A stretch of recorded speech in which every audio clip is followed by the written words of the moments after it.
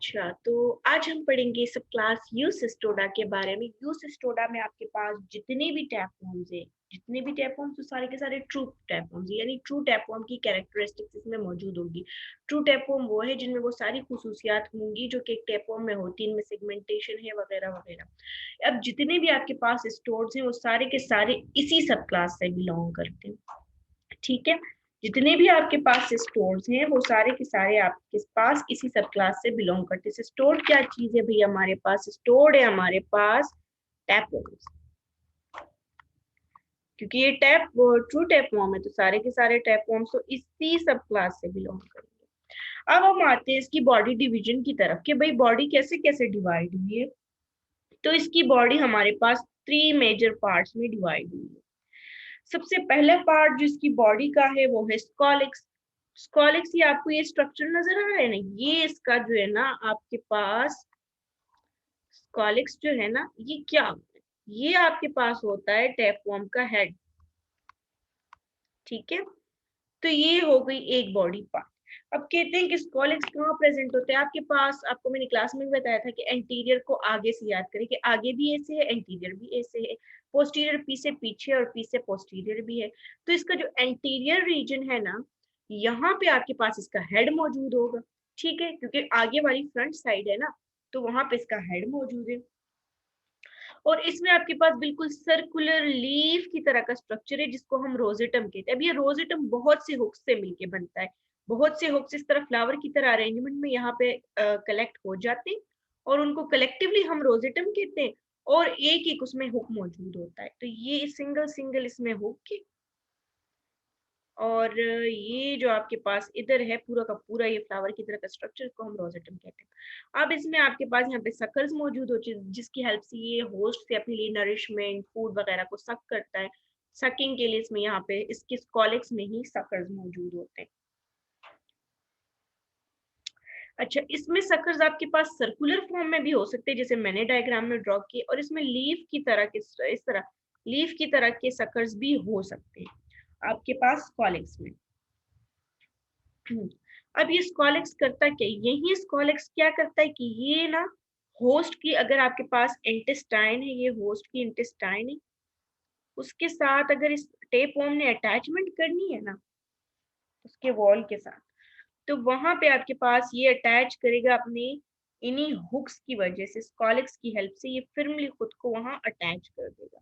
ये वॉर्म है और ये होस्ट की इंटेस्टाइन है, यहाँ पे इसने अपने स्कॉलेक्स की हेल्प से खुद को अटैच कर दिया।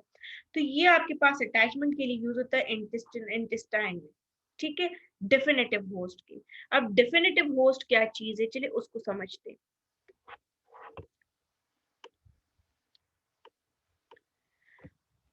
आपके पास होस्ट होते हैं काफी ज्यादा टाइप के, लेकिन चूंकि इस टॉपिक में आपका सिर्फ एक ही होस्ट का जिक्र है, let us understand about definitive host.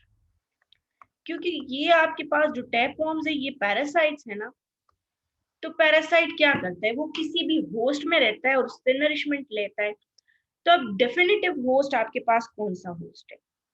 Definitive host आपके पास वो होस्ट है कि जिसमें या तो पैरासाइट मेच्योर लाइफ स्टेजेस में रहता है। तो मेच्योर कौन होता है? जो कि सेक्सुअली मेच्योर होता है, वैसे मेच्योर नहीं, वैसे नहीं कि बस डेवलपमेंट होगी, जो कि आपके पास आगे जाके रिप्रोडक्शन कर सके।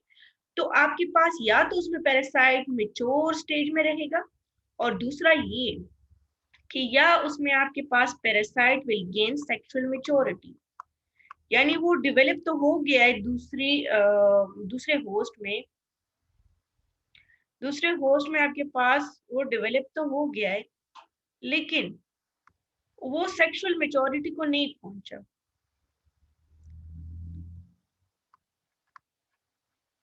सेक्सुअली मेच्योर मतलब उसमें जब आपके पास सेक्स ऑर्गन्स डेवलप होंगे, उसके सर्टेन बॉडी में चेंजेस आएंगे, वो सब के सब उसके किधर होंगे? वो सब के सब आपके पास इसमें होंगे डेफिनेटिव होस्ट में। इसके जितने भी डेफिनेटिव होस्ट हैं उनके अंदर जाके तो इसने अपने टैपवर्म ने अटैचमेंट करनी है अपने हुक्स की मदद से, अपने स्कॉलेक्स, अपने हेड की मदद से, ठीक है। अब जाते हैं दोबारा उसकी स्ट्रक्चर की तरफ। आपको समझ आ गया कि इसने डेफिनेटिव होस्ट के इंटेस्टाइन के अंदर खुद को अटैच करना है। डेफिनेटिव होस्ट वो जिसमें या मेच्योर स्टेज में या सेक्सुअल मेच्योरिटी में पैरासाइट पहुंचे, बस वो डेफिनेटिव होस्ट है। इसके अलावा ये जो यूज स्टोर्स है ना, इनमें माउथ एब्सेंट है, इनमें माउथ एब्सेंट, ठीक है, माउथ इनमें है ही नहीं। अब यह आपको नजर आ रहा होगा कि यही हेड जो है एंटीरियर रीजन पे ये थोड़ा सा नैरो हो जाता है और आपके पास एक स्ट्रक्चर बना लेता है। इस नैरो से स्ट्रक्चर को जो हेड के बाद बनता है इसको हम नेक कहते हैं, इसकी नेक बन जाती है। इसके बाद है स्ट्रोबिला।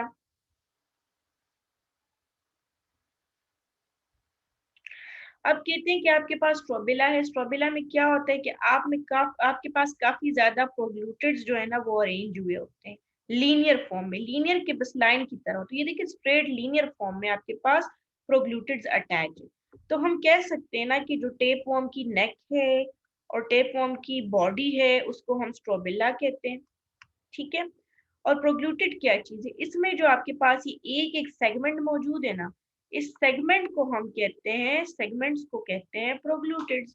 तो ये बातें आपको याद रहनी चाहिए कि टेपवर्म की हेड को स्कॉलिक्स कहते हैं, उसकी बॉडी और नेक को हम स्ट्रोबिला कहते हैं, और उसके जो सेगमेंट्स मौजूद होते हैं बॉडी में उसको हम प्रोग्लूटिड्स कहते हैं, ठीक है। अब इसके बाद आपके पास क्या है, इसके बाद अब हम देखते हैं कि आपके पास ये जो प्रोक्लूटेड है ना इनका फंक्शन क्या है। भाई ये प्रोक्लूटेड नहीं है, इनके अंदर आपके पास ये देखिए एक प्रोक्लूटेड है। मैंने एक इस सेगमेंट को आपको जूम आउट करके, ये आपके पास रिप्रोडक्टिव यूनिट्स हैं। इस बात का क्या मतलब हुआ, रिप्रोडक्टिव यूनिट का मतलब कि इसमें complete set of male reproductive system और फीमेल रिप्रोडक्टिव सिस्टम का पूरा कंप्लीट सेट एक प्रोग्लूटेड में मौजूद रहता है, ठीक है। समझ आई इस बात की कि एक प्रोग्लूटेड के अंदर आपके पास complete set of male and female reproductive system मौजूद होते हैं, इसलिए हम इसे रिप्रोडक्टिव यूनिट्स कहते हैं, ठीक है। अब जब आपके पास एक टेपवर्म ग्रोथ करता है, ये हमारे पास टेपवर्म हुए, अब ये ग्रोथ कर रहा है ना, तो नए प्रोग्लूटिड्स ने यहाँ आपके पास नेक के रीजन में ऐड होते जाना है। नए प्रोग्लूटिड इधर से बनेंगे, नेक वाली जगह पे ऐड होते जाएंगे, और जो पुराने प्रोग्लूटिड्स है वो नीचे की तरफ पोस्टीरियर साइड पे पुश होते जाएंगे। तो पुराने वाले प्रोग्लूटिड्स आपके पास नीचे होंगे और जो न्यू आपके पास बनेंगे ना वो ऊपर होंगे। न्यू प्रोग्लूटिड्स आपके पास इधर नेक के एरिया में ऐड होते जाएंगे, ठीक है।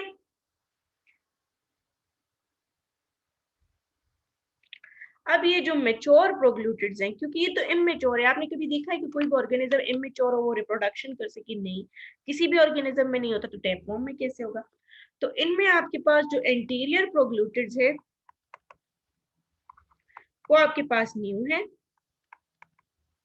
और जो पोस्टीरियर प्रोग्लूटिड्स हैं आपके पास वो आपके पास ओल्ड प्रोग्लूटिड्स है। तो यही जो पोस्टीरियर ओल्ड प्रोग्लूटिड्स है ना, ये आपके पास बिल्कुल मिड रीजन में प्रेजेंट होंगे स्ट्रोबिलाई।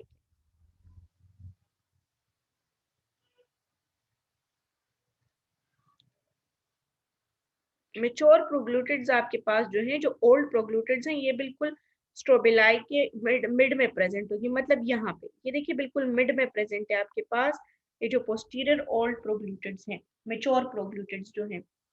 और ये जो एंटीरियर ही आपके पास इमेच्योर प्रोग्लूटिड्स हैं। अब यहाँ पे एक टर्मिनोलॉजी यूज की गई है टेप फॉर्म्स के लिए, ग्रेविड। ग्रेविड वर्ड का मतलब होता है प्रेग्नेंट, कि जब आपके पास एक टेप फॉर्म का प्रोग्लूटेड है उसके अंदर आपके पास एग्स एक्यूमुलेट हो गए, एग्स मौजूद है, तो इस कंडीशन में हम इसको कहेंगे कि भाई ये ग्रेविड है, आपके पास ये प्रोग्लूटेड ग्रेविड है। ग्रेविड क्यों है प्रोग्लूटेड, क्योंकि उसके अंदर एग्स मौजूद है, दैट प्रोग्लूटेड इज प्रेग्नेंट, ठीक है। तो मैंने आपको बताया ना कि इमेच्योर जो आपके पास प्रोग्लूटिड्स होंगे उनमें तो ये एबिलिटी है ही नहीं कि वो ग्रेविड हो सकते। आपने कभी देखा है कि कोई बच्चा जाके रिप्रोडक्शन कर सके या वो सेक्सुअली मेच्योर हो, नहीं ना।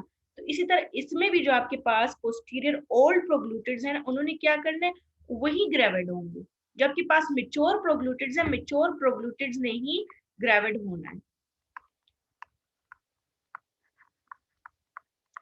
आपके पास मेच्योर प्रोग्लूटिड्स ही ग्रेविड होंगे, इमेच्योर प्रोग्लूटिड्स आपके पास ग्रेविड हो ही नहीं सकते।